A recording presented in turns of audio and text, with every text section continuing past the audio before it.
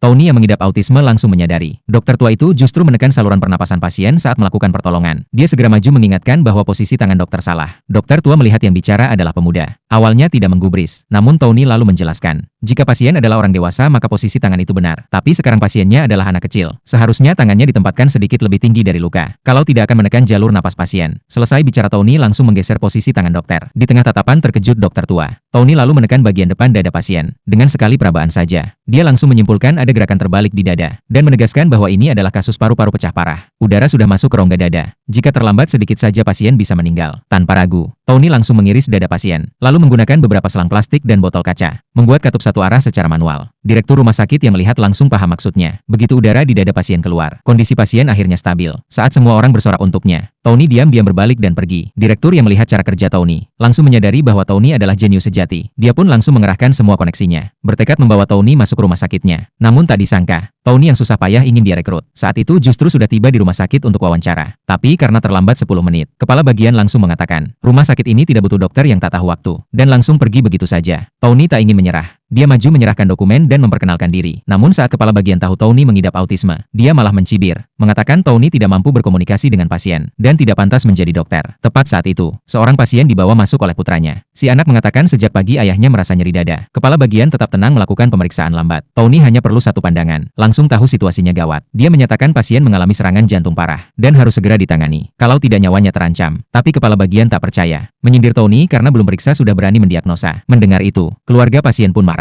Menuduh Tony hanya bikin panik dan menghambat pengobatan, lalu memperingatkan Tony agar diam. Namun Tony tetap berkata dengan yakin, kalau tak ditangani sekarang, pasien hanya punya waktu hidup 40 menit. Ucapan itu membuat keluarga makin marah, dan langsung meninju Tony hingga terjatuh. Meskipun begitu, Tony tetap yakin dengan penilaiannya. Tapi tak ada yang mau mendengarkan. Pasien langsung dibawa untuk pemeriksaan. Setelah hasil keluar, kepala bagian dengan percaya diri menyatakan, ini hanya rasa tidak nyaman biasa, tidak ada masalah serius, dan menyuruh pasien istirahat sebentar lalu pulang. Tony yang mendengar itu langsung maju, merebut hasil laporan dan melihatnya. Kemudian langsung menyatakan bahwa ini adalah infark miokard akut. Diagnosa yang ia buat sejak awal adalah benar. Kepala bagian malah meremahkannya, mengatakan dengan pengalamannya selama bertahun-tahun, tidak mungkin salah membaca laporan. Tony hanya bisa berkata pelan, bahwa manusia pasti bisa berbuat salah. Baru saja dia selesai bicara, keluarga pasien kembali marah, memperingatkan Tony agar tak bicara hal buruk, dan mengancam akan membuatnya celaka. Lalu menyeret pasien untuk pulang. Sebelum pergi, kepala bagian masih sempat menatap Tony dengan penuh hinaan. Namun di detik berikutnya, Tony melihat potongan kejadian masa depan dalam pikirannya. Begitu sadar, dia tahu itu akan terjadi sebentar lagi. Tony langsung berteriak meminta mereka berhenti. Tapi keluarga yang melihat Tony lagi, langsung menendangnya hingga terjatuh. Lalu tetap pergi meninggalkan rumah sakit. Melihat pasien akan segera meninggalkan rumah sakit, Tony pun langsung bangkit dan berlari mengejarnya.